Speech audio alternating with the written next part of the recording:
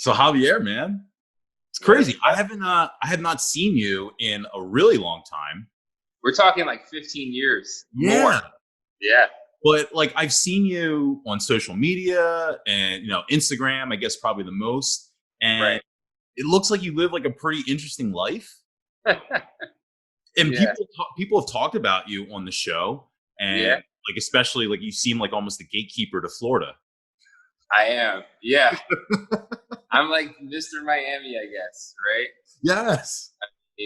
Except I try not to be like all those freaks right now, like running around with no mask on and not social distancing. I think that's a problem. So I've kind of got my quarantine group of friends that we all kind of quarantined together, really. And I just bought a house, so it's like kind of like the hangout spot because I have a pool, which is great. Thank God, it's kept me like sane, you know.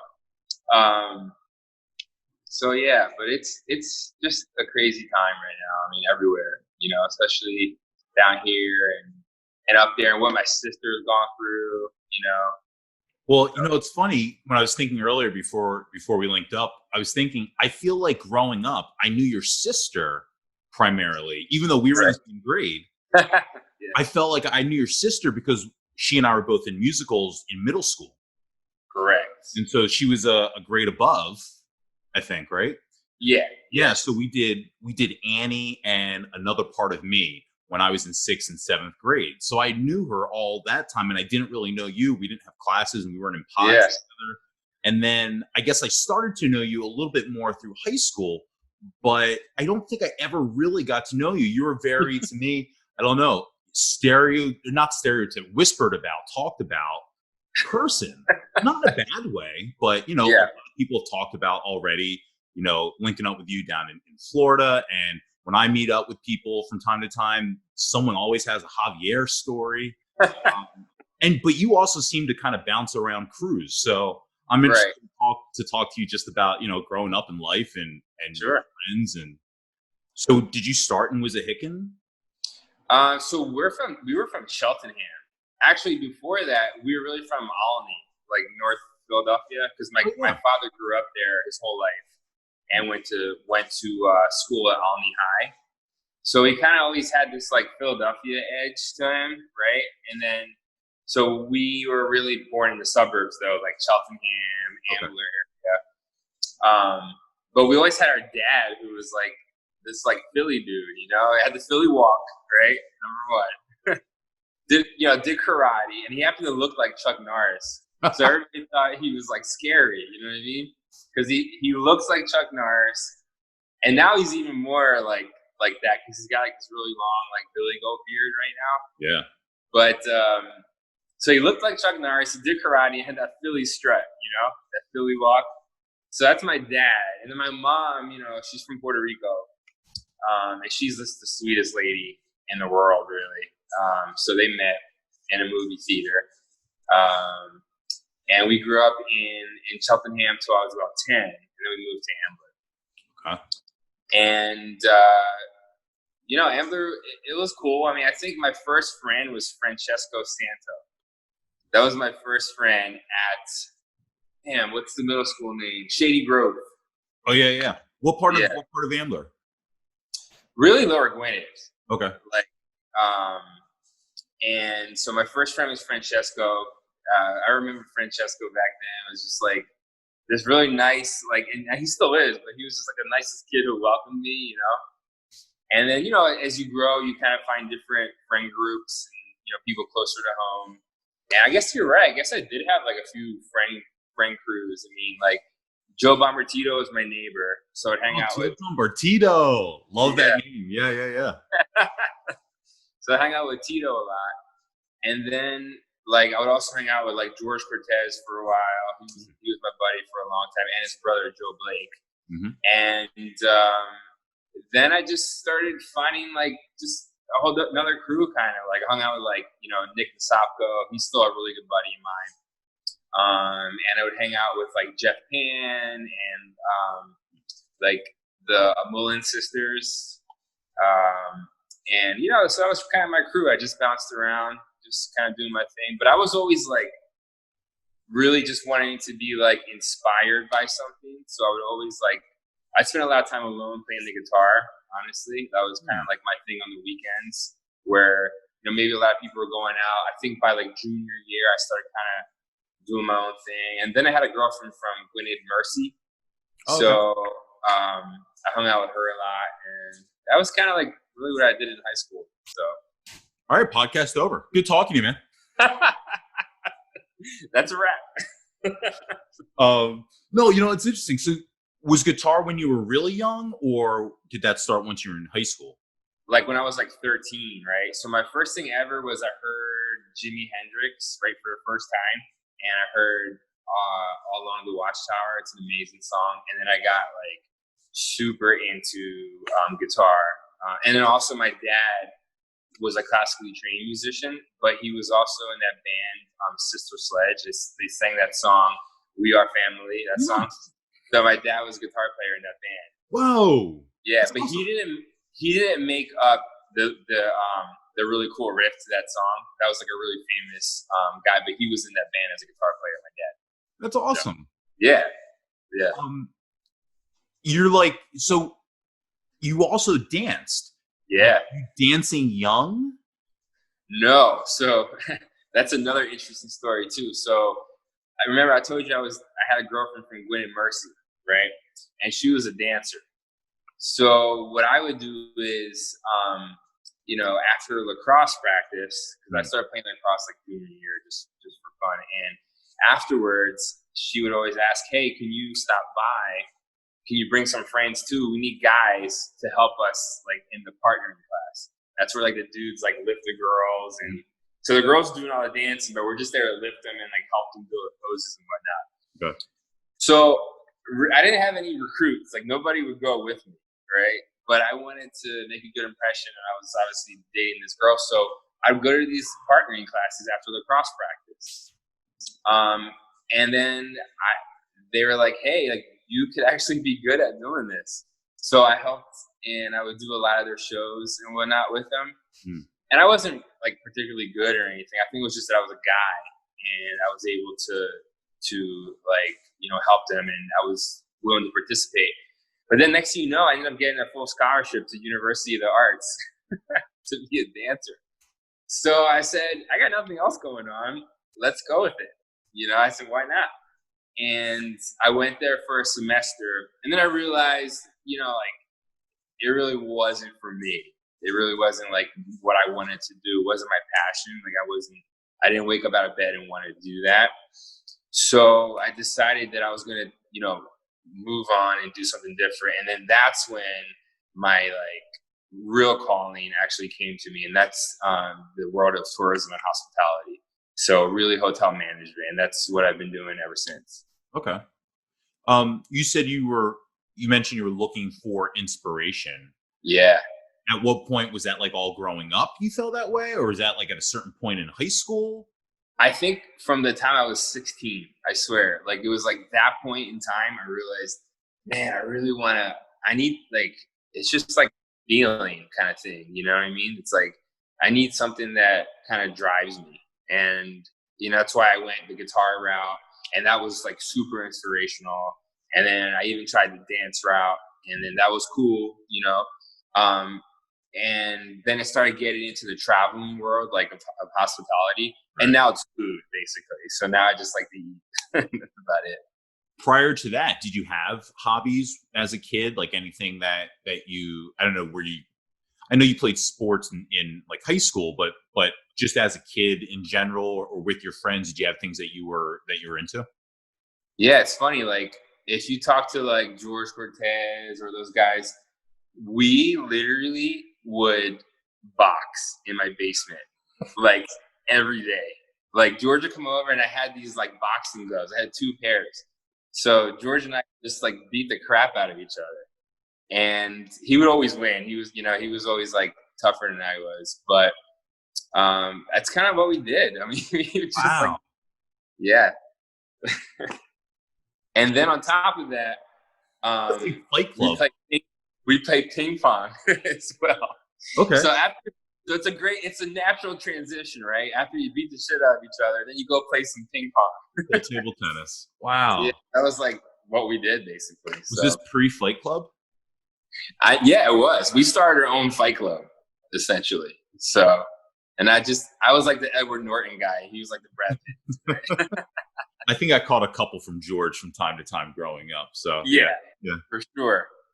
What was it like having like a sister so close in age growing up that whole way? I think it was all right. Like I kind of, she was going her own way back then. So I think I was definitely like the little brother to her. I was like the annoying little brother, to my sister. But I respected her, and I respect her more now for everything she's accomplished, and her as a mom. But so I think she did some really, really great stuff after high school and college, and that's kind of when I felt like I took off as well. I think like in high school, like a lot of us were just figuring out, kind of just going with the flow. We don't really have like a purpose. We don't really have like something that motivates us. And then, hopefully we can find it, right? And I felt like I found it after, so it's good.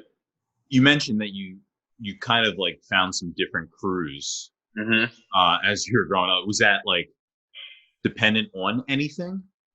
So like, I mean, like in middle school, was that when you were hanging out with like George? Yeah. And then I don't know, just like, is there a shift for you or something that happens to where like, or something else that you're into, or are you dating different people? And so that's a different group of people. Yeah. I think those are the things that happen, right? Like you find somebody that maybe you're dating and you spend time with that person. And then also like, I think in high school, in terms like the whole dating thing, it was kind of like everyone always had like a boyfriend, I kind of felt like, or something like that. And it was also like really close, right? You know what I mean? There's a saying like now in the business for like, don't shit where you eat. You know what I mean? And it's kind of like, that's exactly what you do in high school. And I just was always kind of like, I don't know, it's just kind of strange. So I would kind of go outside of the high school. Yeah. Did you ever like date in school, or did you just completely stay away from that altogether? No, I dated a couple people. I think I dated a few, but that was kind of like early, I think freshman kind of year and stuff. And then you had the girlfriend from Gwynedd. Yeah. Did you notice a difference, or what? I guess with me, right? I only had like really like one group of friends, and so So wait, your friends were like Scott Ritter, right? Yeah. Ray. Yep. Who passed? Yeah. Correct. A while ago. So I know you were in that crew, and I mean, how about you? How was your dating life? Did you have? No. Sure. Okay. Do you not listen to the podcast, Javier? I do. I just don't want to, going to hear it from the horse's mouth, right? So. No, it's like zero. Our friend, we just weren't into it. My mom and Ray's mom were best friends. We had known each other. We were friends since 5. We lived down the street from each other. So, like a social event, they're, at 14, 15, 16, wouldn't be a regular for me to just go over to Ray's house and my mom would be over there, or like when he started driving, for him to just pick me up. And, that's how I became friends with Scott and just whatever they were doing. And none of us we weren't really into anything specific. Every week it could be something completely different. They were really into cars. I was really into sports. It could be anything, any given day or night. Scott and I were really into music. Ray was really into rap. I could just go over to Ray's house and listen to DMX albums. Right. DMX and Tupac all night. Yeah. And so there was no empty space to be like, man, we should start hanging out with girls. Okay. Especially because we didn't have any in our social group. We didn't intermingle that much. It was pretty tight in that way. Right. Yeah. No, I mean, and that's cool. You know what I mean? Yeah. Like one of my best friends down here, and it's just funny how things change. Like, he always tells me in high school too, he like didn't date anybody. He was kind of like a recluse. You're not. You were always like talkative, social, but he was like a recluse. I was talkative. Yeah, and now he's like the loudest guy, like in the bar and like the nightclub or wherever he is, or he completely changed, and it's like sometimes people do that when they're older, you know what I mean? And So, but I feel like this is a really good. I feel like you fit this. You know what I mean? Like I'm seeing your podcast, and I'm like, man, that's like Brad's calling right there. You know, I feel like, you know, I don't know. Always for some reason I hear your podcast, and then I'm like, Joe Rogan. You know, comes to mind, man. So, so that's good. I dig that. Compliment, yeah. Thank you. I mean, I do enjoy talking, right? Obviously, yeah. Noted. And never shut the fuck up. But you know, it's funny to mash it with like this high school thing, and you know, in general, I've always been into just people and behavior. My senior thesis was kind of based off of the idea of, you know, what are people doing when you're not with them, right? And you know, what are the behaviors of people, and then I tie that into all other things. But just the idea of, you know, what were people doing in high school? I don't know. I have no idea. But years ago, before like Facebook and everything, I used to like be very into AIM, and I just used to talk to lots of people, and I was always into like collecting instant messenger screen names and just knowing how to reach people and talk to people, right? And I used to always, and people talk, and I used to just know tons of shit, and I worked at Wawa. Yeah. Oh yeah. Oh yeah, that's right. So I used to like see a lot of people too. And I just knew a lot of stuff about a lot of people. And I used to always think there's got to be something in like people keeping in touch, or like putting out a newsletter of, hey, here's all the stuff people are up to. This guy is working at this place, or this person's getting a master's degree over here, or, you know, like that would be cool stuff. I never thought, now that was like I was probably 19 when I was thinking something like that, you know, like 2002, but here we are. Well, I mean, for me, like, I just feel like right in college, like my junior year of college, I knew what I wanted to do. And it was weird. Like I had this teacher in college that was literally like my mentor, right? Even to this day. And he was just like, hey man, you should, well, actually I'll go even before that. Like everything happens for a reason, right? Mm-hmm. So one day, speaking to my sister, I was hanging out with her, like the one time she let me hang out with her, really. And like, so, you know, she was with some friends. I was in the backseat of the car. I think I was like 18. And we're driving down to Philly. We're on Lincoln Drive, right? Okay. And Kelly Road there. And then I'm just look to the right, and I'm just like, hey man, it's one of her friends. I'm like, so what, you know, what do you do? What do you do in life? Like, what's your deal? And he's like, oh, I'm in Temple, and I'm studying tourism and hospitality. And I said, tourism, hospitality. I was like, what is that? Like, I had no clue, you know? And he said it perfectly. He's like, hotels and travel. And I said, wait a minute. I said, you mean to tell me that there's a major in college for hotels and travel? He's like, yeah. I was like, sign me up. Yeah. So that was great. So then, were you still at UArts at this point, or no? So what I did was I did a semester at University of the Arts, and then I went to Monaco for 2 years, and then I went to Temple for the remaining 2 and got my bachelor's there. So I graduated from Temple with a degree in hospitality management. Okay. So as soon as I was done my senior year, my first job was in Hawaii. So that's what I did right after college. Jackpot. I won the lottery, bro. Like I went to Hawaii. I lived in Maui, and I was there as a manager for the Hyatt Regency Maui Resort and Spa. So what happened was in college, like I was really involved. I was in all these like student associations, and because I wanted to build my network.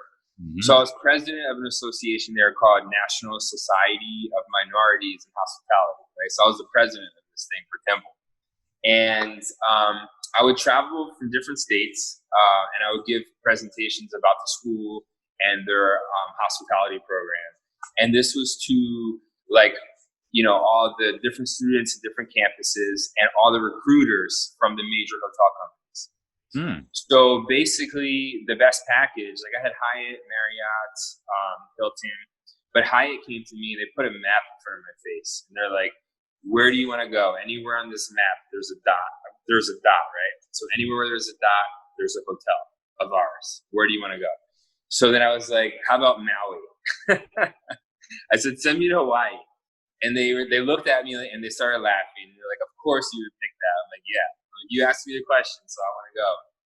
So I went. They sent me to Maui, and that was my first job out of college. And it was really weird because I had never worked in a hotel before in my life. Mm.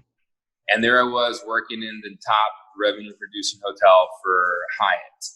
And so I was really fortunate because I got to learn from some of like the best salespeople in Hyatt. And that's what I do today. I'm director of sales and marketing for Marriott. And so I got to learn from some of the best people. This one guy there, his name was Chief Fa'a. And Chief Fa'a, like he was 6'5", 280-pound Samoan dude, right? Yeah. And during the day, he was a sales manager. So, he's in a suit and tie and he's working, at his desk, really, really polite. At night, he's a fire dancer in their luau. So Chief Fa'a has this like gash across his face, which makes him look even more intimidating, right? And I said, "Chief," "how did you get that gash in your face?" And he's like, "Oh, well, one day I was doing the fire dance and he goes, and I missed." So basically a flaming hot machete slashed his face. And so that was Chief Fa'a. He was the top seller for that property in Maui. So I would learn from him. And then after a year there was really, because I was there as a manager in training. What does that mean? Like a seller? Like what do you sell at a? Yeah, so it's so funny. A lot of people always have these questions, right, about hotel sales, and it's like, so if you look, basically we're in charge of like the top line revenue for a hotel. So if you take a hotel that has like, let's just say 100 rooms, right? Basically every night, what you're trying to do is sell every room because it's a perishable item, and you're trying to sell it at the highest room rate compared to your competitive set, right? So basically, if you think about it, there's a lot of channels of business. You have the online travel agents, so like you can go to like Expedia or Booking.com and book a room. But then there's also like the group segment of hotels where you can get them in bulk, and basically what you're doing is you're going after all the Fortune 500 companies who do annual meetings or regional meetings, and you're trying to get them at your hotel. So it's kind of funny because a few months ago, I was walking through a hotel that I was working at here in Miami. It was called the Hotel Colonnade in Coral Gables. And walking by, I'm like, man, this guy looks familiar. And the guy says the same thing to me. And I'm like, Joe Brown? He's like, Javier Marquis? And I'm like, yeah. So we actually bumped into each other. So he was there for a conference that one of my sales managers booked, right?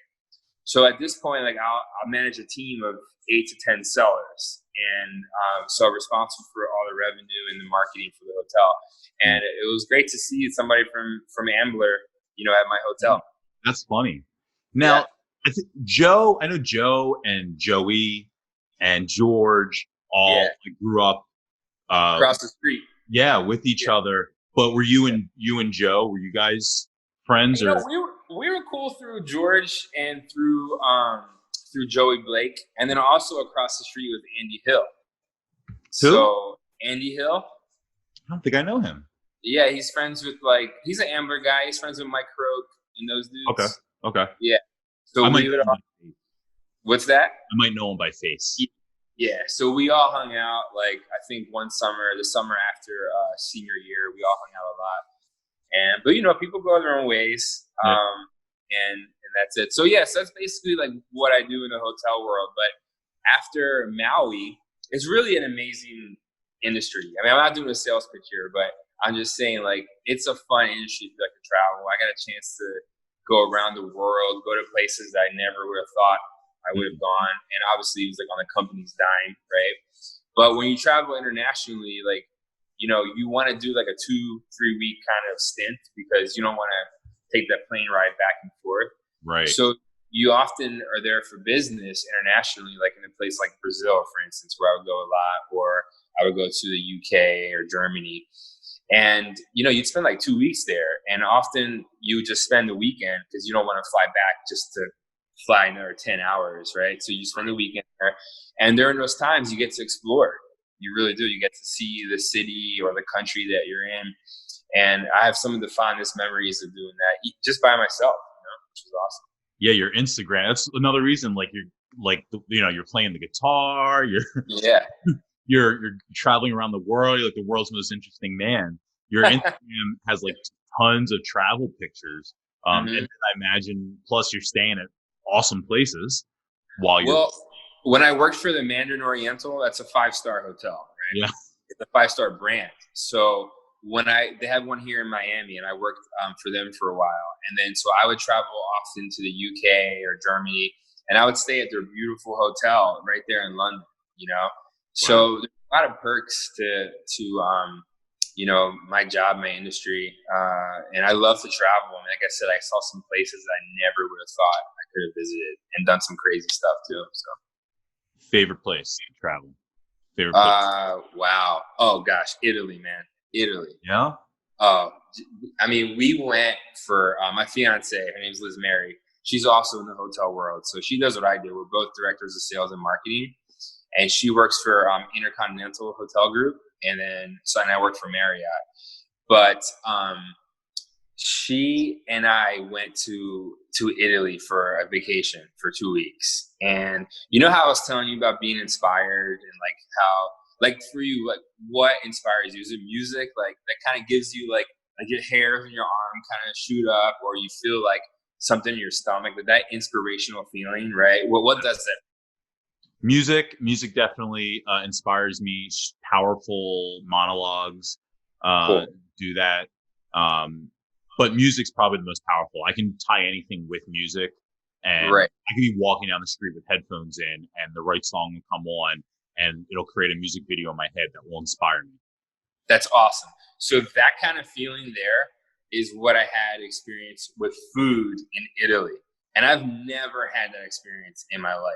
So like what I'm saying is that the food was so good in Italy that it was like inspirational in a way. Like it was the same feeling like when I first heard that like amazing Jimi Hendrix song or solo that made me want to play the guitar, the same feeling I had in Italy with food, and I never thought that could exist. So that's how awesome, that's how much I loved Italy. What was the dish? So it was at a place in Anna Capri. So let me paint the picture. It was this like, it's this island in Italy. And so you have Capri and then Anna Capri, which is on the mountaintop. So you have to go through this really windy street, right, to get there. And the street's like as wide as like one car, barely. So when you're in the car, you're just kind of going through this village, and there's like stone walls or whatever. And you get to the top of the mountain, and there's this place called Da Gelsomina, and that's the grandma's name was Gelsomina. So Da Gelsomina. And you go there, and it's this farm. So as soon as you get off the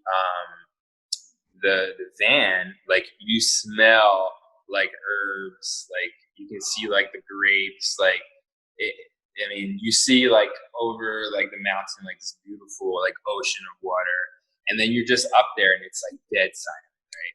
So you're sitting down in this restaurant with the most amazing view, and then out comes the food. So all the food was completely homemade. I mean, even the ice cream was homemade. I have no idea how you do it, but the wines were homemade. Yeah, exactly. Like churning. I don't know. I felt bad for the grandma back there. I was like, Jesus, like this is amazing. So now they love that shit. Man, it was so good. So I didn't even have like a crazy dish, and that's what made it so amazing. You know what I mean? I just had like their version of a ravioli, and I forgot what Liz had. My fiance, I think she had she may have had like some kind of fruit de mare dish or whatever. But even that, just to make a ravioli and it be so, for me, inspirational, like so damn good, right? That's Italy. And you can't really you can't describe it. You just gotta taste it. And that's, so for me, it was like the best trip ever. And so as far as when you say like it's inspirational at that point, are you able to define what it's saying to you at that point? Yeah, like I was trying to say before, like, have you ever heard a great piece of music that like makes the hairs on your arm go up? Yeah. Or do you ever see like a sports play that's like unreal that like somebody does? You're like LeBron James, like doing something amazing. You're like, holy shit. That was how I felt when I ate that. And I've never felt like that with food in my life. But I mean, like, are you able to capture that and say, are you able to know what that inspiration is speaking is saying to you? Like, are you able to say with this moment, are you able to translate it into your life going forward and say, here's what this means and here's what I want to do? Or yeah, like live a life of quality. That's what it said to me. Like, you know what I mean? It was just like, just do something great, you know, try and just be great. Cause that was like so amazing that it spoke to me in that way. So it was like, it was inspiring me to be great as I can be. So, okay. So now I'm reading it different than I was 45 seconds ago. Yeah. So you're speaking to it more of like in a sense of like an aura, a feeling of how you want your life to feel, how you want your life how you want to pursue your life as a feeling. You want to hold that and keep that feeling. And that was given to me through a ravioli. Yeah, no, now I get it. Now I totally get it. I was looking at it more of like an aha, or like a, you know, like I should do blank when I get home type of thing. Yeah. No, okay, so Javier, those are dangerous to me. Those, because I get those like weekly. Awesome, man. You're blessed. It's hard to even almost sometimes remember them, but they're, you know, like I said, like you're writing them down, man. You're writing them down. You write yours? Do you get them frequently, or was that? I don't always get them, but it's so funny. We started this conversation in a way about like being inspired, right? And I'm glad that we're going there. But it's amazing that you get those inspirational feelings often. Like I feel like I have to search for them in a lot of ways, which takes me down some cool paths in life, I guess. Mm-hmm. But that's great that you feel them just walking down the street, man. That's awesome. Yeah, man. The right, like I said, the right song in your earbuds, and you know, the right visual. Cool. And I've always kind of felt like that, like the ability, or I don't want to say the ability, like it's a superpower, especially because you look at it as like a blessing to be able to have those. But I've always had like these moments of euphoria almost when listening to music and just taking in life. And I can remember that from like as a kid, listening to a song that I listened to like over and over again, and sitting in a classroom and watching just things happening in classmates and thinking like, this could be like such a sad music video.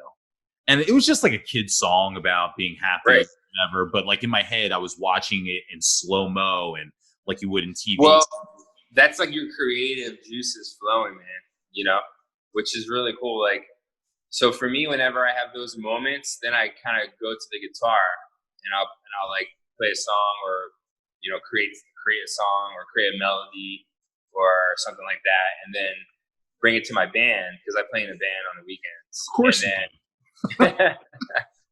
And then, well, it's, you know, when you get like our age, 37 now, so it's hard to find people that your age that want to play music. Like everyone's like, dude, I got a family, I got like real responsibilities, you know? Yeah.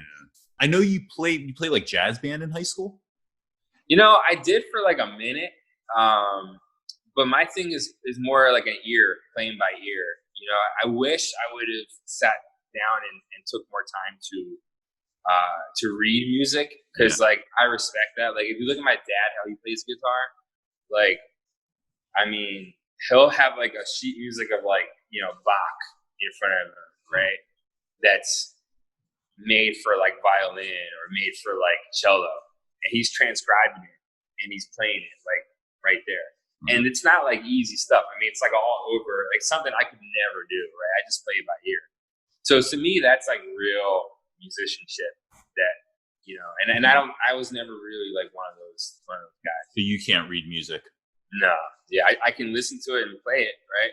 So if I hear something on the radio that I like, I'll hear it and I'll play it. But as far as the reading, I haven't done that. But, you know, people who read music sometimes, like, they have a different brain in a way. Like, you know, there's people who grew up just playing music that was on a sheet. So they're reading music.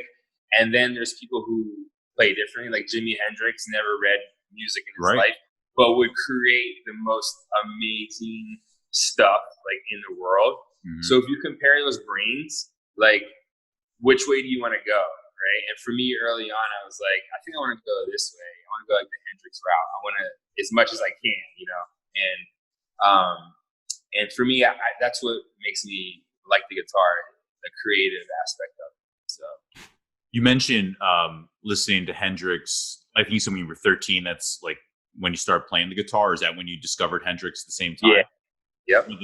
Was there other music? Like for me, I think like I remember Criss Cross and MC Hammer. Oh. Those were like the first cassette tapes. Yes. That like I got for Christmas. Those were the first like artists and pieces of music that were mine. It was like I'm asking for this. I listened to this. Before that, it was what my parents listened to.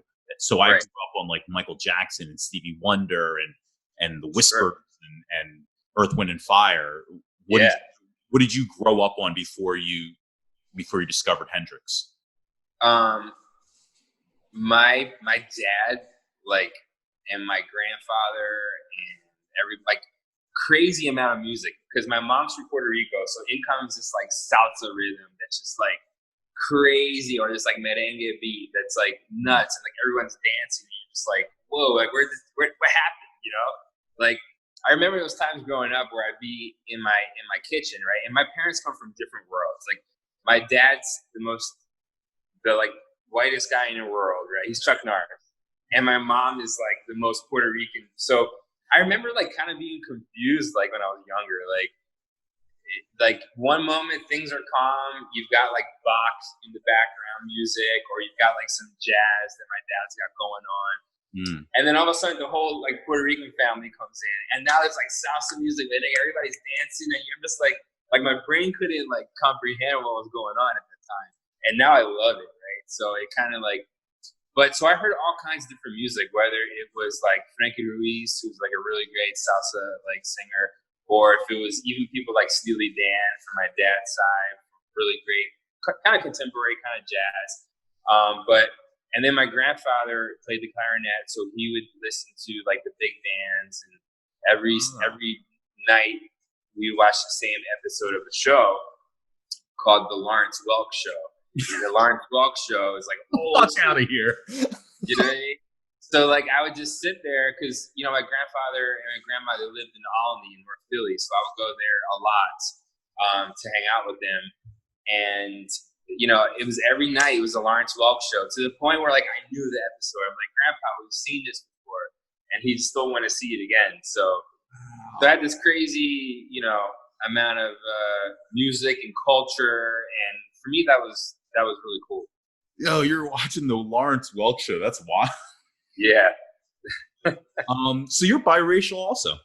Yeah. I mean, I would say so. I mean, like I never felt. I don't want to label you. Well, no, I'm cool. But I think I really realized that when I lived in Texas. Like when I lived in Austin, then I started realizing that I was like, oh man, like I do kind of come from two different worlds in a way. When was that in Texas? So I lived in Austin right after Hawaii, because I got transferred to another Hyatt hotel in Austin, Texas. It was Hyatt Regency Lost Pines Resort and Spa. It was just like really beautiful golf resort in a place called Bastrop, Texas, and that's like 30 miles outside of Austin.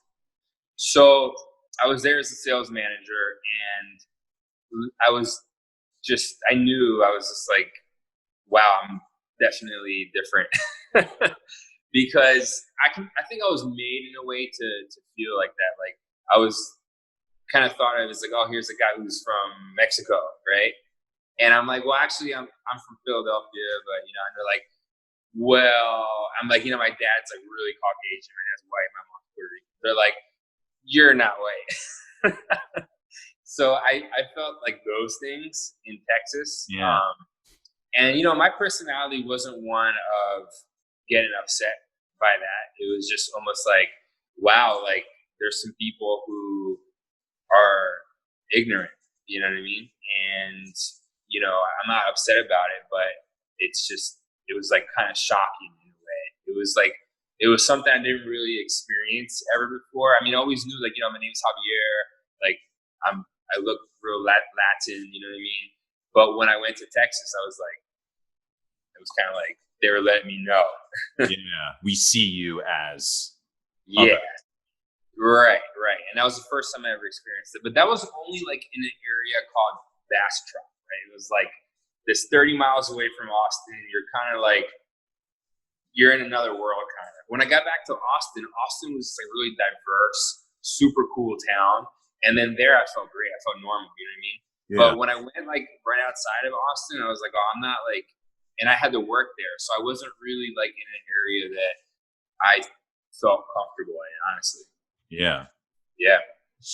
When you say, so prior to that, I guess it's like your late 20s then, right? We're talking at this right. So then prior to that, and did you feel like you kind of identified as just, I mean, you said like you knew that you had, you know, this Latino name. Yeah. But did you identify as, or did you think of yourself as white, or did you never really even think about, I mean, you talk about the differences between your families and the Puerto Rican and the white side, but did you not, how did you identify with yourself? So I think I identified as like just a normal suburban white kid, you know? And I had those like, cause I mean, look where we grew up, right? So like, especially when I moved to Miami, like I was still that kind of guy. And even then I felt like, wow, like it was really strange. I was in Texas where I was like the most Latin person ever to a lot of folks there. Mm. And then when I moved to Miami right after, I was like the whitest guy in the world, right? Wow. Yeah, so then I was kind of like, damn, I'm like, where do I fit in, you know? So I was always like in the middle. And honestly, that has been really a blessing. It's been a blessing in business for me, in my career, because like, okay, fine. What market do I need to handle? Do I need to go to Mexico or South America to conduct business, which I've done? Mm-hmm. Or do I need to go to the Midwest and conduct business, which I also had to do? And either way, I felt like I was a good representation, especially in Miami, because, you know, in the Midwest, I can portray myself as, you know, somebody who is Latino, but somebody who also understands the American culture. And it helped me in sales like crazy, right? Because I could connect emotionally with these folks. And the same thing when I would go to, you know, like Colombia or Uruguay or somewhere like that to conduct business, or because then I could speak to them in Spanish and I also have that emotional connection. So it was kind of cool, you know, like something that at first made me feel like uncertain and maybe a little uncomfortable, I ended up turning into like a really, really big positive, and I wouldn't have it any other way. I had a conversation with someone on an episode that's going to air before this, but in talking about like being Jewish, and I never really, I celebrated, you know, Jewish holidays. And wait, you're Jewish? Yeah. Yeah. Oh, you really don't listen to the show. No, I just didn't know that. Tell me more. Yeah.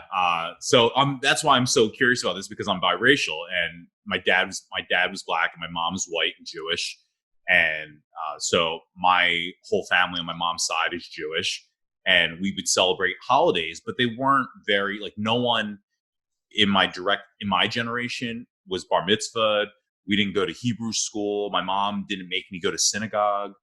And, wow, you know, other than my grandfather, no one was very, very, you know, serious about recognizing holidays. And so we, you know, my mom and I are still big about it, but it's not a huge deal. But I kind of had some around like the time like college time or so, I started having like a little bit of regret of not being more, not being more knowledgeable about my culture. But I always considered myself Jewish, but I didn't really talk about it, and I wasn't, which is probably why I didn't even know. I didn't really talk about it in school. I was kind of afraid, I think. Really? Yeah. You were like, were you Jewish?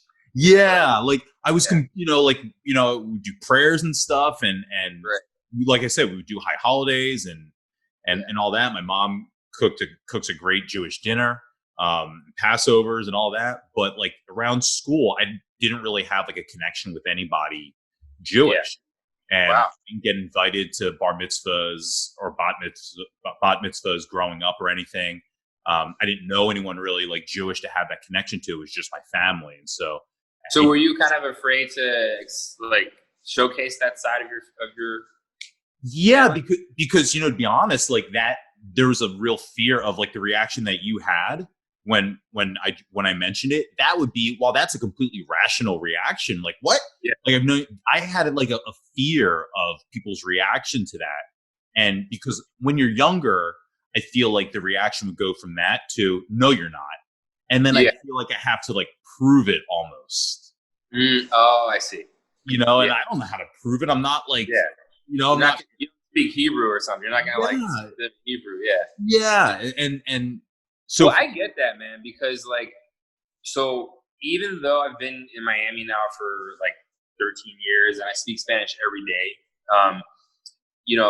I still, because I'm born here, so I still have like an American sort of like accent when I speak. Not as strong as I used to, but I still do. And I got over that, like, because I had the same thing. Like I said, when I moved to Miami, people are like, "Oh, you speak Spanish like that? Like you're not really Latino," you know what I mean? So I was like, "Oh, I'm in the middle."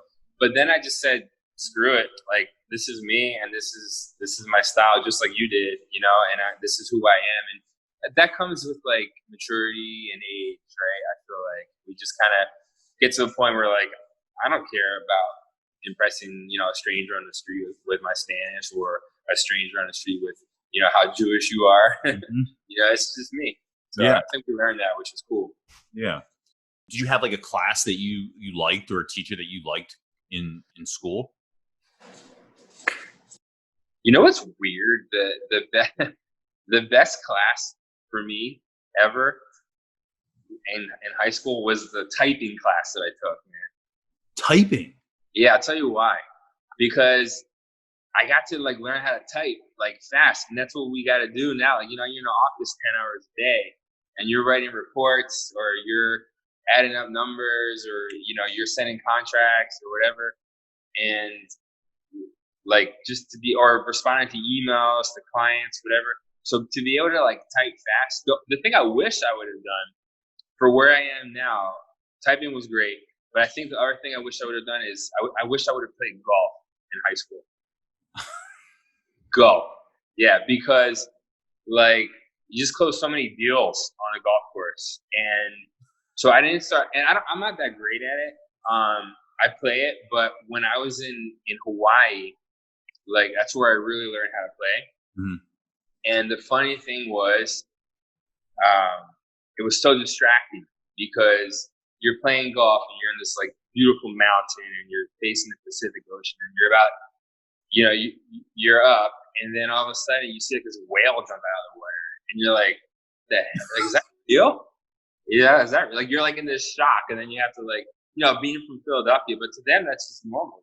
So So was this typing in golf, man? Was the typing like in high school, or was this in middle school? I think it was like 10th grade. Okay. Yeah. So for me, that was super important. I mean, I got to tell you, we are very, very lucky. We're kind of like, we were the first generation to really have like mandatory computer class. Yeah. No, and that was on a typewriter back then. Like, I remember being like young, and I remember like coming up through elementary school, Shady Grove. Remember when they got the first like computer I'd ever seen with a CD-ROM. They had a Mac in that library, and used to play like that hang glide game. It was like a paper airplane. You had to get it across the board, and that was like the first computer you could turn on without having to put a disc in to do something. Yeah, and we would like get computer lessons. And I remember 6th grade that's why I asked if it was high school or middle school, because I remember 6th grade typing class was one of our UA, our Unified Arts. Okay. It was like, home ec, tech ed. I thought that was high school. No, high school. High school. I remember being across from Dan Cassidy. It was Dan Cassidy who was across from me and I think it was a home ec class. You could take it as an elective. Oh, okay, yeah. So I think we did that in high school. Man, you're bringing me back, man. But middle school home ec would be just one marking period, and it would be split. The marking period would be split for home ec, half sewing. Yeah, I took sewing. And half cooking. Yeah. Oh, well, sewing didn't do shit for me, and but cooking I started doing on my own, man. Yeah, after the fact. So. But yeah, you would take typing, and we used to play that Mavis Beacon game where it was like you could time your typing, like get to like. And now I type 80 words per minute. I've never taken another typing class since 6th grade. Me neither. Yeah. But like that did it. You learn the home keys, the home row, and it's a skill. It really is. It's like no one appreciates it, but in actuality, it's like probably one of the most important classes, like, you know, that you are offered, at least in high school. And honestly, even in college, like, I don't think that I got, like, it wasn't the best education to prepare me for today. Mm-hmm. I mean, really, the thing that college did for me was my connections. I got the best connections to get me where I am. And then it's everything you learn, like, on a job. And I think that's kind of the same for everybody. I'm always wondering, like, something that I've been talking to a lot of people about lately is the relationship with their friends and futures. Were your friends, like, as a student, what kind of student were you? And related in college? No, like in high school, yeah. Oh gosh, in high school, man, like in high school and even to like junior year, well, even to sophomore year in college, I guess I wasn't into it, you know? I don't know why. I just was like really kind of bored, and I just think it comes with the age that you just kind of grow up one day and you make a difference, you know? And I think for me, like, when I started growing up was when I went to Temple and I lived in Alny with my grandfather, right? Took care of my grandpa for a while there in North Philly. And then like I was having to walk three blocks. And you know, Alny's not a good neighborhood, right? So you're walking 3 blocks to get to the bus. Then you take the bus 15 blocks to Broad Street. And then from Broad Street, I hopped down in the subway and, you know, I have to go to school. So I was like, damn, I'm putting in a lot of work to go to this school. I was like, I need to make something, you know, of myself after this. So I think sometimes when you're thrown into the situation that's not easy, you kind of appreciate everything more and you want to do better. So I think that's kind of what it did for me. Those long treks, you know, in the snow or whatever it might be. Does that mean that high school was life was too easy? I mean, I don't know. It was just like, I guess for all of us, right? Because you kind of go home and you can just sit on the couch and not do anything and get kind of lazy. And I think a lot of high school kids are like that.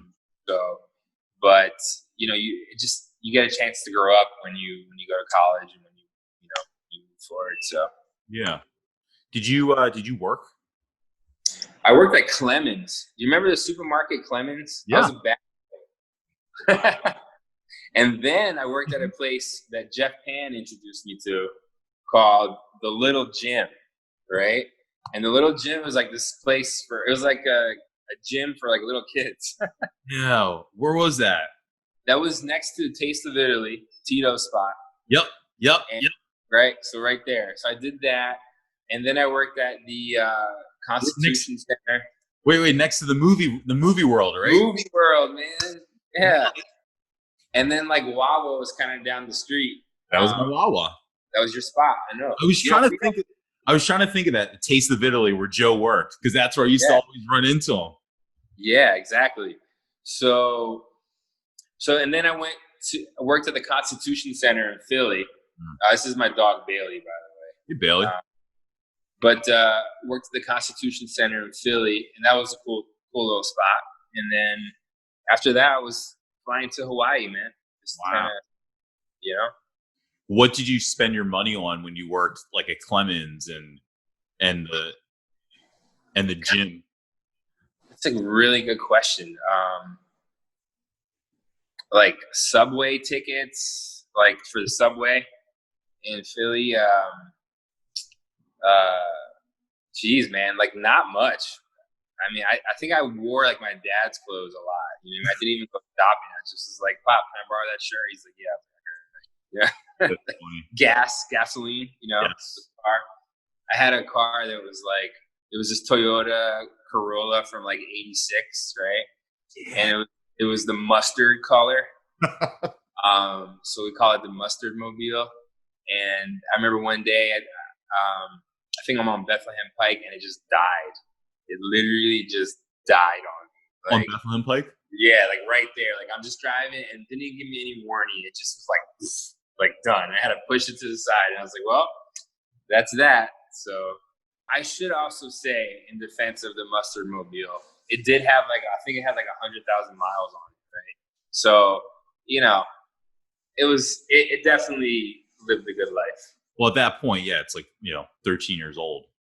Yeah. So what do you do for fun now in Philly, man? You're living in South Philly. Yeah, in the market. Yeah. Anytime. Yeah. So, what do you do nowadays? I mean, pre-quarantine. Before all this, I mean, I traveled a lot. I had a lot of friends just all over, so I would get out of here when I could and try and make long trips out of different stuff I would do for work or whatever.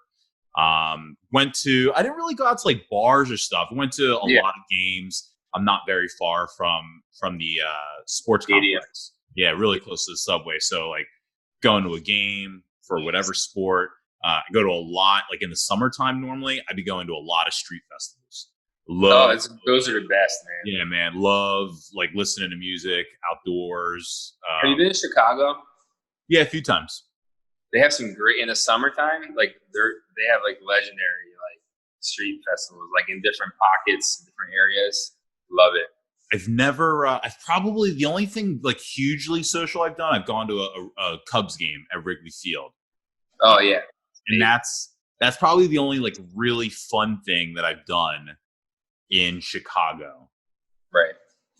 I think probably like New Orleans and San Fran have probably been my two like best like recreational cities. Really? Yeah. I went to a wedding in New Orleans. That was awesome. The food was great. Yeah. Love it. When you were graduating, you were planning on going to UArts. Right. I did. Yeah. Did you have anything else that you thought maybe you were going to do? I know you're doing this, you got this awesome offer, but did you think at any point maybe I'll try something else, or it was always going to be going to UArts and with the scholarship? So UArts with a scholarship, and then of course I had my guitar with me. So for an elective, I took guitar class, right?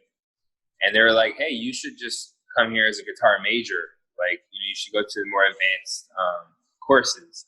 And so for a minute, I thought about doing that, but I asked my dad, and he's like, "That's a hard life." I'm like, "Why?" He's like, "Because you're gonna be going from bar to bar, like trying to play. At that time, you could smoke in a bar, so you're gonna be surrounded by cigarette smoke." He's like, "You're not gonna make a lot of money, and you're gonna be poor, basically." And I was like, "Okay, I don't want to do that." I was like, I do not want to do that because, I remember at University of the Arts, I was literally freezing in my apartment that I had because there wasn't, I didn't have heat in there, and the heat wasn't working. So, and of course, like, I was always just like a Miami dude by like, just me, right? Like, I didn't have like an appropriate jacket for that time. I didn't have like the best comfortable, warm, like sheets that I needed or whatever. So I was like freezing in there. And I said, the last thing I want to do is be in a situation where I don't have any money and I'm struggling. So I said, I need to think of something quickly. And then I went back to that conversation I had with my sister's friend who said he's studying hotels and traveling. And I was like, okay, that's it. Like, that's what I'm going to do. So the Maui story started to sound like Forgetting Sarah Marshall. Yes. Okay. Well, I have a great story about that because listen, when I moved there, I moved by myself, right? So I was just on my own. And what they do is when you move with Hyatt, they let you stay in a hotel for like a week or two until you find an apartment. And you also get to experience like their 5-star restaurants and like the hotel because you have to sell the property. So I am staying in High Regency Maui, which is a place where people spend like their life savings, you know what I mean, to have just 2 weeks. I'm staying there for free. They're actually paying me at that time. And I go to their restaurant, which is, you know, breathtaking view. It's like overlooking the ocean. You got the sun setting. So like you see like the sun setting like on the reflection on the water. Super romantic. Everybody there is on their honeymoon. Yeah. And then there's party of one, right? So I really felt like that because even like literally the host looked at me. He goes, "Just for you?" And I'm like, "Yeah, just one." He goes, "Okay, nobody else is coming." I'm like, "Nobody else, man, just me." Right. He's like, "Okay." He's just like, it was like weird for him. I'm like, "Just seat me already." So then they got to know who I was. But I definitely had that moment where in that movie, it was like I started cracking up laughing when I saw that movie because I said I lived that experience. That's great. You played sports a little bit. I was like awkward at sports, man. I played football and lacrosse, and those are the only 2 things, you know, that I played.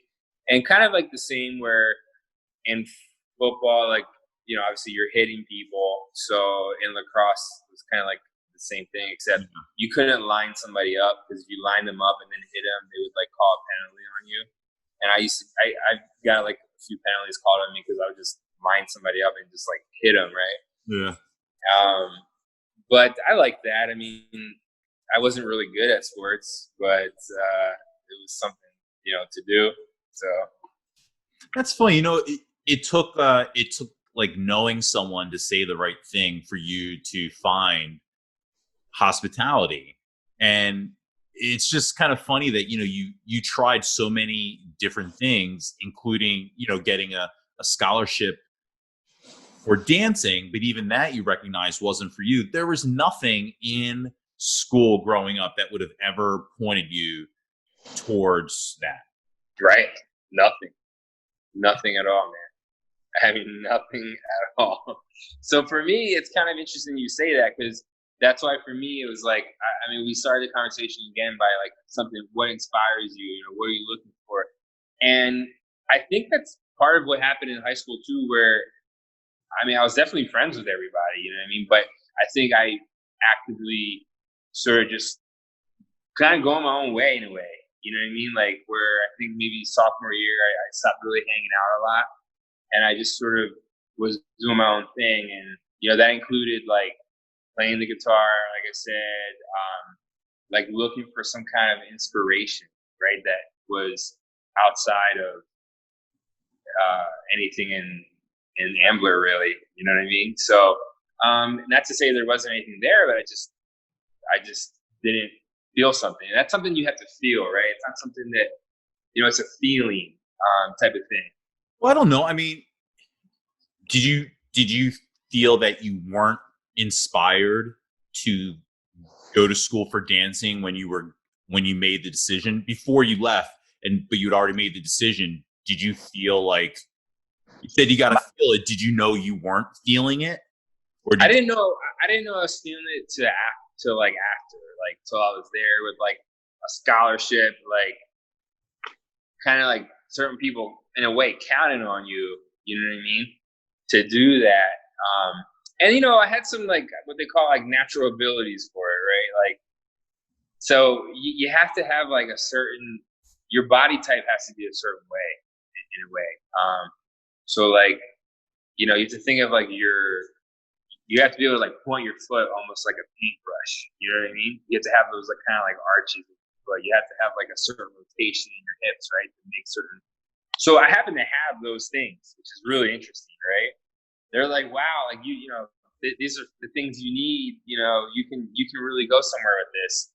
And I said, hey, why not? I mean, I get a chance to you know, get a scholarship and be in University of the Arts in Philadelphia.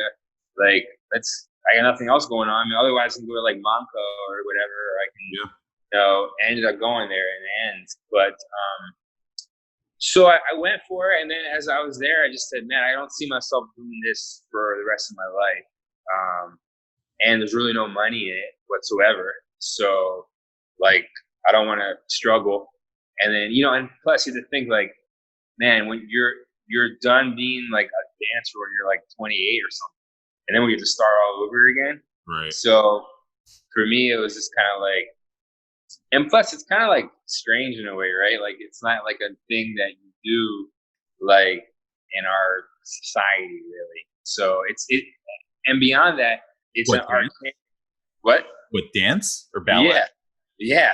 And beyond that, it's like an archaic form of like dancing. You know what I mean? It's not like, you're not going to use that anywhere. It's very niche. It's very niche. Like, you can't walk into like an interview for a job of any sort or kind and be like, what qualifications do you have for this? Oh, I was a dancer. You know? I don't know. Could you do like Broadway? Could you go? Yeah, and I don't even like musicals. You know what I mean? Yeah. Man, it's so funny. So what I remember about you dancing was, I think I saw you maybe like I don't know, what is it? Is it a leotard? I don't know what it is for a man. Is it? Yeah, just like right. Yeah. I saw you in your tights or something. I feel like maybe. So like I was aware, and I think you told me that you were in dancing. I was like, huh. And I knew you had gotten a scholarship because I remember having like a random conversation where someone mentioned it and saying like, yeah, he got a, like, it was more like, Javier's wearing tights. And I was like, yeah, but he got a scholarship. I go, that's pretty fucking awesome. Like, to just kind of do something and get a scholarship to go to college.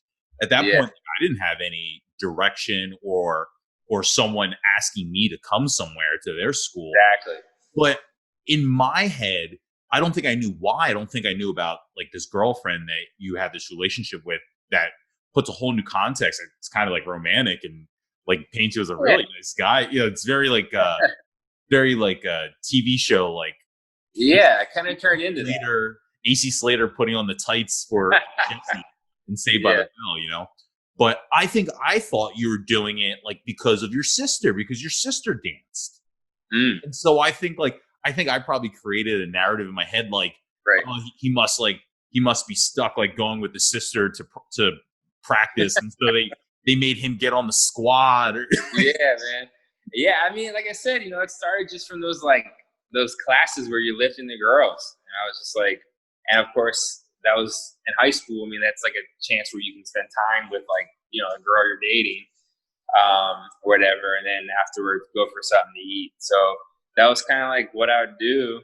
And then next thing you know, it's like, it's tricky when you're dating someone that you like and they have a passion. They're going to try and get you to do those things. So in a way, I was like a great sport about it. And then all of a sudden I was like, hey, you can do this. And I'm like, oh, okay, I got nothing. I mean, why not? I mean, something like that is just so surprising for me because I think back then, and I think this really just lends more to a lot of times when I talk about not dating, it's because I didn't have the maturity to. Oh, totally. And so, I feel bad for like the girls that I dated. Yeah, but what you're describing is like a very mature response to, like you said, wanting to spend time with someone and the recognition of, there's something that they're into. And so you're trying to get involved. Like, I would not be mature enough to put myself out there. I would be like, people might find out. Like it would be hard for me to do something like that. Someone asked, did I wrestle in high school because I'm so into like pro wrestling? Like, did you do like high school wrestling? And it's like, no, because you had to wear those tights. One of the reasons I had to wear those tights. And I just like my body in those tights. I was like, I just could never do that. Yeah, I had a different body then, man. Right now, like I don't have kids, but I got the dad bod going already. So like, now it'd be like a really uncomfortable and scary sight to see me looking like that. So plus like, as we get older, you can't do things to your body that you used to do. Like when I go for a run, I gotta like stretch, man. I gotta stretch it out. Before I used to just get up and go for a run. Now I'm just like, I gotta do a whole like program prior to running out there. I gotta stretch before I come downstairs in the morning. Kidding me? Yeah. No. I'm stretching before I shower. I'm like, all right, here we go. The other day, I was just like, I was on the cutting board, and like my upper back just went like, ooh, and I went like, oh my god, I had to put the knife down, and like come sit down on the couch. I was like, I'm done.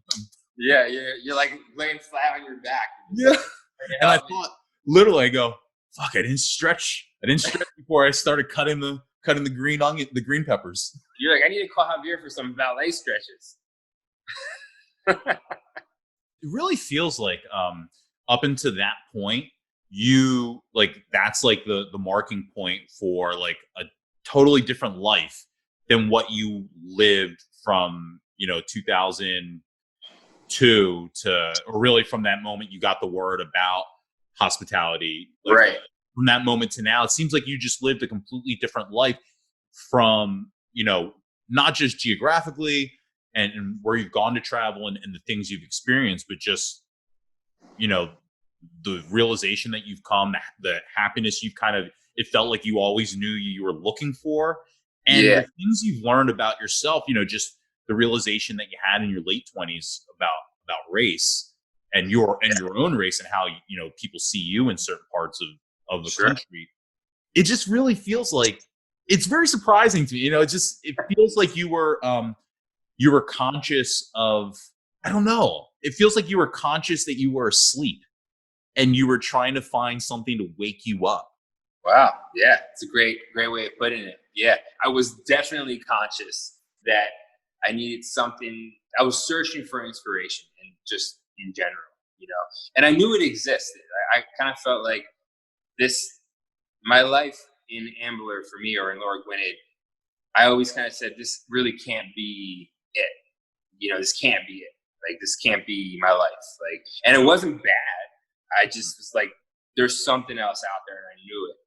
And that by like hearing music, you're like, wow, like how could someone have created that? Like, I could never have created that sound, or even when it goes to dance, I could have never created that movement like where I am. I have to get out. I have to experience. And it wasn't about anybody or anything in particular. It was just me like looking for something. And I definitely feel like, I've quenched that thirst. And, traveling to places like I mentioned, like to like, Rio in Brazil, or like Sao Paulo, and, or like, Spain. Have you been to, have you ever been to? The only places I've traveled like is Canada, different places in Canada, and the Dominican. Well, like if you're gonna go to the trip, like I told you Italy, but when this whole thing is over and we can all travel again, see if you can go to like Seville, Spain. Okay. Like, and the reason why is because you'll transform to like a different like planet in a way, because you're walking through this like little village, very small cobblestone streets, and the village is like 1,000 years old, right? And it's got Moorish and Spanish design and architecture throughout. And you're having like tapas every like block or so, and like jamon serrano, nice glass of Malbec, and you just like you get to transform. So for me, like through work, I was able to also experience a lot of these things, which is awesome. And I never would have done that if it weren't for my work. So I feel like I found a lot of inspiration in places like Spain, places like Brazil, places like the UK even. And in Miami every day, you go outside and like you're hearing different, like it's a different vibe. It's a different pulse. Like you got different music going on. You got different languages going on. It's different, So, how did you meet your wife, your fiance? So I met her at a trade show. And she walked in, and I remember just thinking like, man, I got to be with a girl like that. That's what I said to myself. So then I walked up to her, introduced myself, and then I stalked her via LinkedIn, right? So I got the LinkedIn game. Yeah. That's my online dating form. So I met her. I really got her that way, and then we started, dating, and that was like 5 years ago. So you mentioned that she's in the same industry, same positions, different places. Yeah. Is that like kind of comforting? Have you ever had that so you joined dance back in high school, like join in on your girlfriend's interest? What's it like to already have that with somebody? Well, it takes a lot of self-control, because when you come home, you can't talk about business.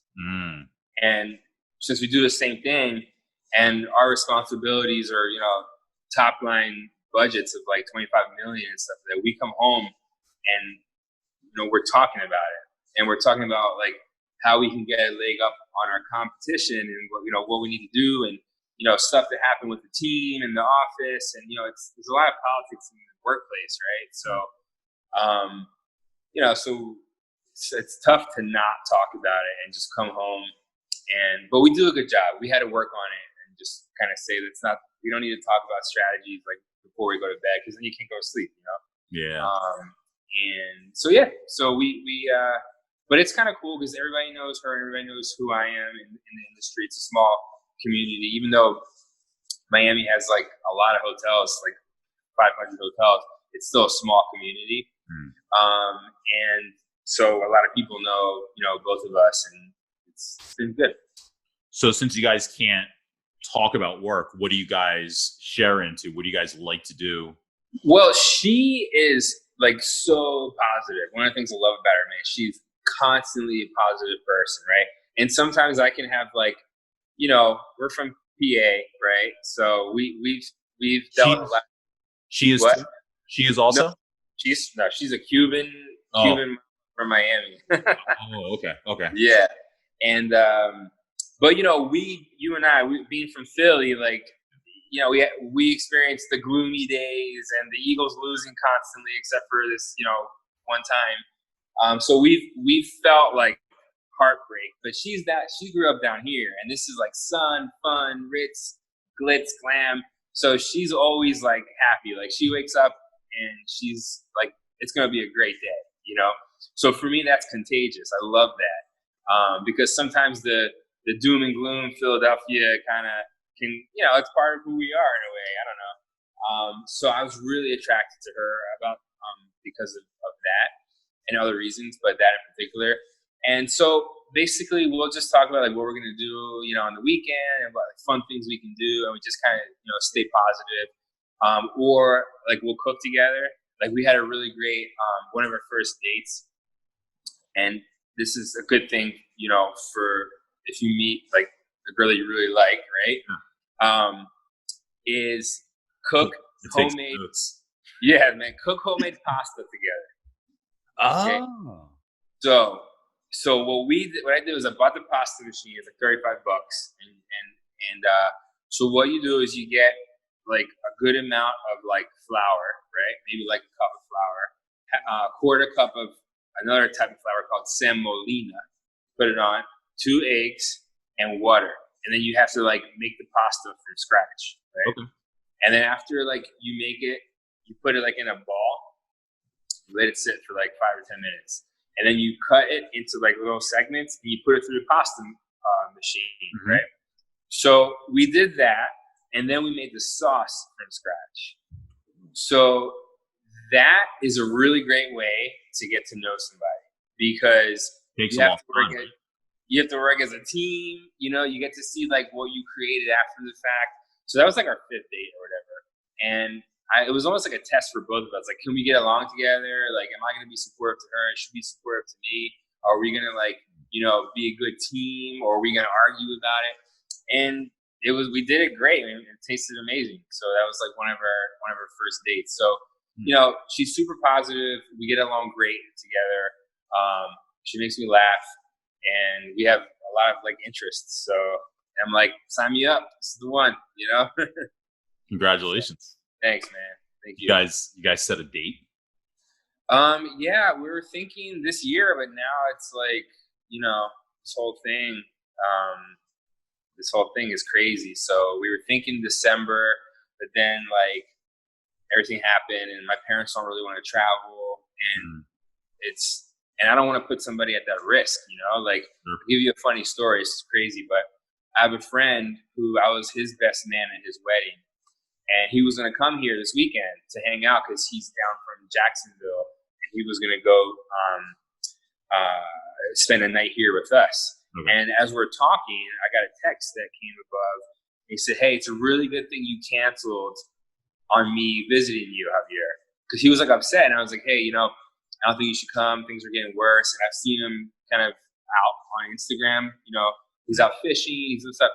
Don't come. So I get a text from him right now, literally a minute ago, where he's like, hey, it's a good thing I didn't come to your house because I tested positive for COVID, So it's like, I don't even know how I brought that up right now. I don't know where I was going with that, but I just saw the text, so I needed to incorporate it. Crazy, man. Like, that stuff is insane what's going on out there. Yeah. And I don't know if you saw me also post probably a few things about my feelings towards Trump and everything like that. And I'm not a fan. Yeah. The only thing I'll say, I don't want to turn this into that. No, say what you want. No, but I mean, like, my whole life, I've always been like, keep it politically correct. Don't offend people. But I just want to say that I think it's at a point now where it's you can't even be PC anymore about it. I mean, you don't want to go into an office place and do that, but like, if you're on Instagram and you have a voice or you have people you can talk to, like, we need to make a change, man. Like, this is just too negative out there. There's too much shit going on. And I think everyone has to stop being so afraid to offend somebody and have just like a dialogue about what's going on here, because this shit's crazy, man. I mean, I've seen people like angry at each other, racist comments coming out everywhere. The whole thing is bothering me. So, I feel like people should have a conversation because they can learn. Like, I like to hear people's side as well, to see what I can learn from them and vice versa. And I don't want to ruin your podcast by getting, spewing out what I think, but I just think the only thing I'm saying about it is that, no, but I think people should have a conversation. They should be open to it, and people shouldn't feel that, oh, it's not politically correct to talk politics. Yeah, typically okay, but right now it's too damn important. And I feel like, people should be open to having those conversations. Well, and I think also there's a difference between politics, voting for legislation or taxes versus a conversation about human decency. Yeah. Because that's where we're at now. We're not talking about policy. Yeah, and even though that's scary as shit too, by the way. Absolutely. But we're talking about a temperament and an attitude that is really like corroding the country. Yeah, exponentially. Yeah, like you put on the news and you're in a bad mood. Like, I'm in a bad mood when I put it on. I can't even, right? And you can't get away from it because every 5 seconds a new headline about some bonehead thing, Trump has said or he's doing, or like the other day, the one that got me upset was the whole, like, why would he retweet somebody saying white power? You know what I mean? Like, that's on purpose, man. That's like talking to a certain demographic out there that should hear that. And then when you have a conversation with his supporters, they go, what are you talking about? Right. And I'm like, you don't know? Like, you haven't heard about this? They're like, oh, that's out of context. And I'm like, I don't think so, man. Like, I think, and then you start having conversations with people and you realize that certain people don't want to look at maybe both sides and they're trapped in looking at like one way. So they haven't heard about that because their outlet of news isn't going to talk about that. And that's, in a way, you have to give it to Trump because he's kind of brilliant in the way he creates chaos. You know what I mean? Like, he's smart enough to know that like his base isn't listening to the other side and they're going to go his way, anyway. And he can do anything. He even said he can shoot somebody on Fifth Avenue and they'll still, support him. It's looking like that. I know. And it's funny. Yeah, he puts so many different things out there that it creates so much chaos that when you're trying to have a general conversation with somebody, it's hard to be able to stay on point, on topic, because that person is armed with being able to repeat so many different talking points of, well, it's a lie, or the media's misrepresenting it, or what about Obama, or, or this type of thing happens all the time. People always do this sort of thing. And you're like having to pull all these different, but I think what we're seeing now is, and we got a hint of this a couple years ago. There's two things in this term that you can't. Well, there's really one thing, but it's come up twice that you can't outpoll, you can't outspin, and that's health. Yeah. Saw it a couple of years ago when healthcare votes were coming down, and people who I think predominantly vote for Republicans and just straight down the party line, right? They were finding out what was going to happen to their health insurance, and they themselves had pre-existing conditions, and they said, "Whoa! This is what we've been talking about the whole time. Oh, we can't do that. I need to keep Obamacare. We need that." Right. So you saw that, and so it failed, right? And they failed. The Republican Party failed to put up a plausible replacement, and so Correct. It went down very dramatically with John McCain with the thumbs down. But now we're seeing it. You can't outspin coronavirus, no matter what you tell people. And we see it now. You're seeing it where you are in Florida and a lot of other states. Numbers are going back up, and businesses are having to close. And when that starts happening, they start going, "Oh, maybe we had it wrong." Right. So no matter what Trump has been doing this whole time, at some point it's going to catch up to normal folk who have been believing him. Correct. And real life is, starting to creep in a lot of places where they go, "Oh, fuck." Yeah. Yeah. I mean, it's like the other day, the governor was on TV, and he's eating crow now because 3 weeks ago he was bragging about.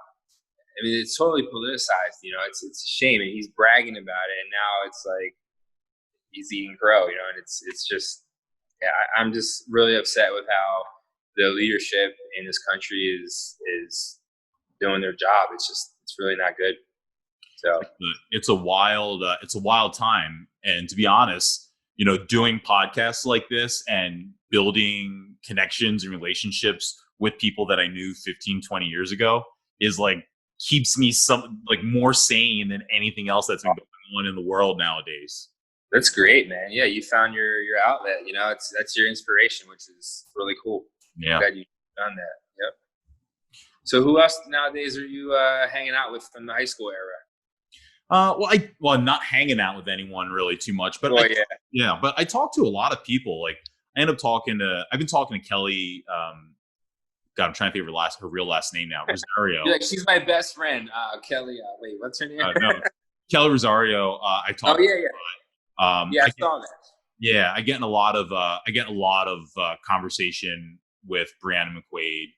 Oh, cool. I talked to Alicia Conti a good amount. Yeah. Talked to Ashley McLaughlin good amount. Yeah, Ashley, Ashley McLaughlin, I like a lot of stuff she posts on Instagram. I totally agree, with it. She posted something about, she's your president hates you because he's trying to get rid of Obamacare even now when it's helping so many people, right? He's trying to get rid of that now. What? It's almost mind-boggling. It's people are dependent on this. They might not survive if you take this away from them. Right. And yet it's still something that he wants to do on his agenda. So yeah, I agree with what she posts, and I'm right up that alley. So by the way though, if I was still in high school, a freshman or a sophomore, I would be I think I'd be really happy right now though. You know what I mean? Just to have time off.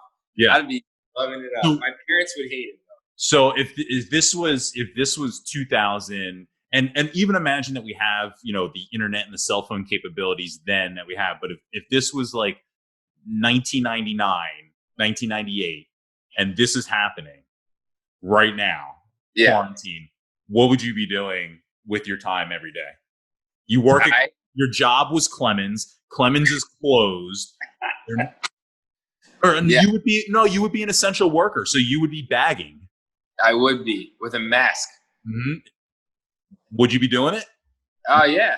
Knowing everything you know and everything, would you be getting some hours at Clemens? Would you be? Yeah, because nothing can harm us when we're that age. You know what I mean? We're not worried about a disease. So I'd be doing that, and then I think I would just be a lazy kid, playing the guitar, just chilling on the couch, watching movies, especially. But now it's way better though, right? Because you can stream movie. There's so much more going on. back then, like we had a VCR, like you had to like rent a movie. Movie World would have been closed, so maybe we would have been really bored. You know? Yeah, in our day, you had to know like the TV schedule and what comes on. I forget.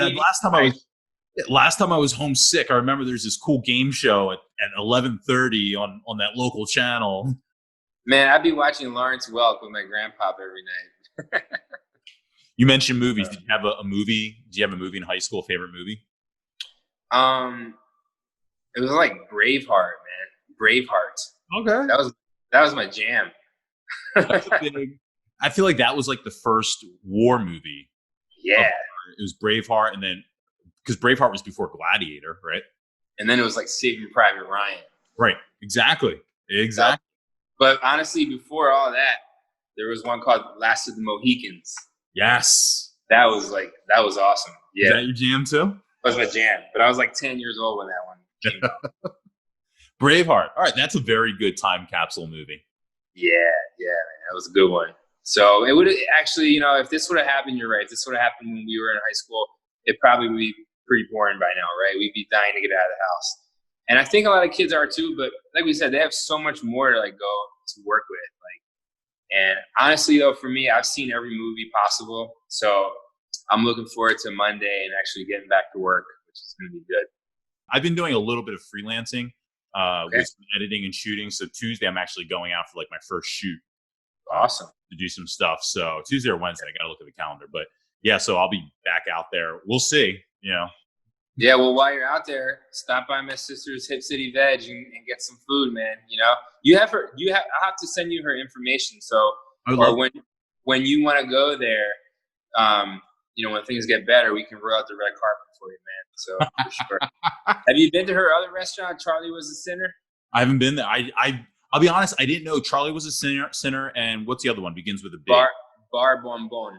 Yeah, Bar Bonbon. I didn't know those were hers really until the shutdown started, and I saw her quoted with talking about those places as well, and I was like, oh my gosh. Well, Charlie Was a Sinner got like voted best cocktails in Philly, I think a year ago. Okay. And the concept there is Charlie Was a Sinner. She made the restaurant inspired after my dad, right? So you walk in, it's kind of like dark. It's like, you know, it's a little like, I mean, it's just dark. There's books everywhere, like on the shelves. It's like really sophisticated kind of like place, right? The cocktails are sophisticated, the food's sophisticated. And then you go to a place like Bar Bonbon, and it's like super bright and vibrant.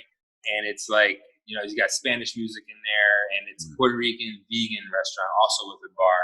And the drinks are like more like flavorful, fresh fruit. So that's after my mom. So she made those restaurants like after my parents. So, but I really do. I love the food the most in Bar Bonbon, but I like to just hang out in Charlie because the drinks are so sophisticated. The mixologists are like really some of the best in Philly. So, a great place to go have drinks. And honestly, when I would go to Philly for business, I would entertain clients at Charlie. It's just a great place to have drinks and hang out. So yeah, the way you describe it, I like that. I like that aura with like kind of like just dark light. Yeah, and like great date spot. Yeah, great. nice drinks with liqueurs and big ice cubes. Exactly. Yeah. What's your favorite beverage? Well, I'm a vodka and club soda. Okay. I'm a vodka and club soda guy just because I like to stay hydrated. It makes me feel like I'm drinking water. Yeah, and you don't put on pounds. Yeah. You know what I mean? Like, I love old fashions, right? So I make old fashions here at the house. We have even a bar here, which is cool. But you know, that stuff puts on pounds, man. So if you drink vodka soda, like you don't feel really that hungover. At least I don't the next day. And I can drink a few of them and be fine. So I agree with you on that. If I'm just if I'm having like drinks, I might have like a Bullet Rye. Oh, okay, nice. That's great. Yeah. But anything like that, anything mixed with like, you know, with rye or whiskey, any type of like a mixed whatever. I always like trying like those $13, you know, specialties on the menus of different places. I love that. So yeah. I just don't like when they throw a lot of sugary crap in there. You know what I mean? I like them clean. I like them as clean as possible. Yeah, I like it pretty much with just like the different liquors and now maybe in some old bitter. fashioned, like you muddle up the like a brown sugar cube, right? So I'm cool with that. But like those like really sweet flavored stuff that they put in there, I stay away from those. Like, like the syrups and because that's like hangover. Like no, I like the liquors and I like like maybe some bitters or whatever. Yes. And, a little bit of perfect. And hook it up. Yeah, exactly. Well, man, we've been talking for a little bit. Yeah, bro. Was there anything? 3 o'clock, man. I know. Was there anything that you wanted to talk about that we didn't get to talk? No, man. But when you let me know when you're in town. You got a friend here. You can stay here with us if you want, man. You're always welcome. So awesome. When this thing's over, let me know when you're coming down to Miami, and we'll link up for sure, bro. Definitely. Well, that's what everyone says, man. When you come down there, you gotta hit up Javier when you're the flyover. Well, normally this would be like the moment where I ask you to sign my yearbook, but I can't do it. But this is like there I am. As good as we can get. looks pretty much the same, just different hair. Little less hair now, man. Kind of starting to get that hair loss thing a little bit. Oh, I've been there. Really? Yeah, man. I know. Yeah, but your beard's good and colorful. It's got like no white hairs, man. I got white hairs going everywhere. No, I got them, dude. They're all in there. Yeah, I can't even see them. Really? Oh, that's good. Yeah. You quoted G Love and Special Sauce in your yearbook. You're aware? Yeah, I know. And they didn't put the whole quote. Oh. They wouldn't allow me to. And no one told me. They just I think the whole quote. What does it say there? It says stop daydreaming is what my teachers used to say. Yeah, stop daydreaming is what my teachers used to say. And then there's a part at the end that talks about how like you didn't learn anything anyway, right? Like there was something at the end. There's like another part, and they took that part where I said you don't really learn anything anyway, in high school, and they erased it without telling me. That's great. So then it just stopped daydreaming. So I sound like a pothead kid, which maybe I kind of was. And then you give a shout out to Zach and Jeff. Yeah, man. Zach Rowe. Yeah, I was gonna say Zach Rowe. So it's kind of what you were saying before, like just having so many different crews, right? Just different people. Like I would hang out with those guys a lot too. Zach was funny because he used to have this Jeep, a white Jeep. Yeah. And the white Jeep, like it had the windshield wiper in the back, and it would spray. But it was messed up where the spray would go out to the car directly behind you. Oh, I love that. It wouldn't hit the so we used to drive around, and he's like, "Hey, watch, I'm gonna get this person," and he used to spray the person behind us. That was funny. I feel like I used to see him doing that in the school parking lot, and that's always stuck with me forever. Yeah. Probably my most embarrassing moment, I was gonna bring this up in high school, was when I went to a concert. I know Tom Scuderi was definitely there. Okay. It was me, it was Tom Scuderi, and I know Doug King was definitely there. And I think James Eckert maybe, but we went to a Fish concert after school on a Friday one day. And I was like 15, and I got really wasted to the point where I passed out, okay? And I think I even threw up. I was a mess. It was a complete mess at this event. So that was embarrassing. But the embarrassing part is like literally the moment the concert ended, right? And they're like, "Good night, Philadelphia," like is when I came to, right? And I stand up. I'm like, "We're here." I'm like, "We're here. We made it. Let's go." And then everyone's like, "Dude, the concert's over. Like, you missed the whole concert. I missed the whole thing." It was like a trippy concert because I think Carrot Top was there, and he gave me a bottle of water, or it was just some guy with red hair. Yeah. But whatever it was, like it was trippy. So, were you a partier at all? I wasn't good at it. I was not good at partying, man. Like I'm still really not good at it. Like it's not. So like, But I don't think I was. Yeah. I mean, the little bit I did, I failed at it miserably. Yeah. That's funny considering, you know, the world of entertaining that, because I'm sure you do so much, you know, out and entertaining people where, you know, late nights and people like to indulge and you have to like change them. Like, you really have to be careful in those situations. You know, it's not about going to, like, you know, we'll have trade shows in Vegas or whatever, right, or anywhere, and we're spending a lot of money entertaining clients, taking them to shows, having drinks, basketball games, whatever the case may be. And it can be, you know, it can turn into where you're drinking 5 nights a week for work and then 2 nights with your friends. So it's like there's times when you have to be in control of yourself to say, hey, wait a minute. Like, so I do a much better job now of doing that, because you can get so used to it and you're having those old fashions every night, or you're having that vodka soda every night. So right now I kind of limit it, you know, and I don't do as much entertaining, especially now, but even when COVID wasn't around, I would have like my team do most of the entertaining now, so I don't have to be out with clients. But for a good 11 years, you know, I was hitting the road maybe a week out of every, or a week or 2 out of every month. And, you know, I'm entertaining Monday, Tuesday, Wednesday, Thursday, Friday, and flying back to Miami in the weekend, and then going out with my friends, and then doing it all over again. So it can get kind of exhausting. You just have to be careful. Yeah, that was very much my life when I lived in Stamford and I worked at WWE, because I traveled at the lowest Sunday, at the least amount, Sunday, Monday, Tuesday, Wednesday I'd come back home. So Sunday, Monday, Tuesday night, you would after you know, doing a wrestling show, you go back to the hotel or you drive to the next town and then you drink.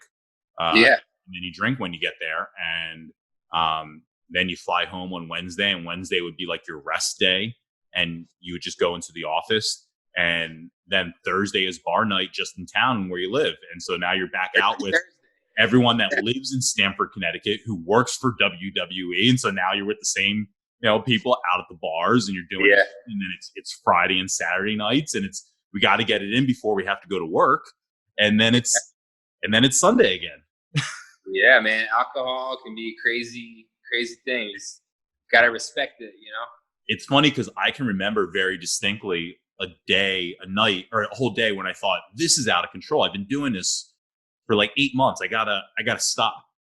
And I remember being so frustrated backstage, and like, this is the day I'm not going to drink, right? It's a Tuesday night. I'm not going to drink at the end of the show tonight. I'm just going to go to my room.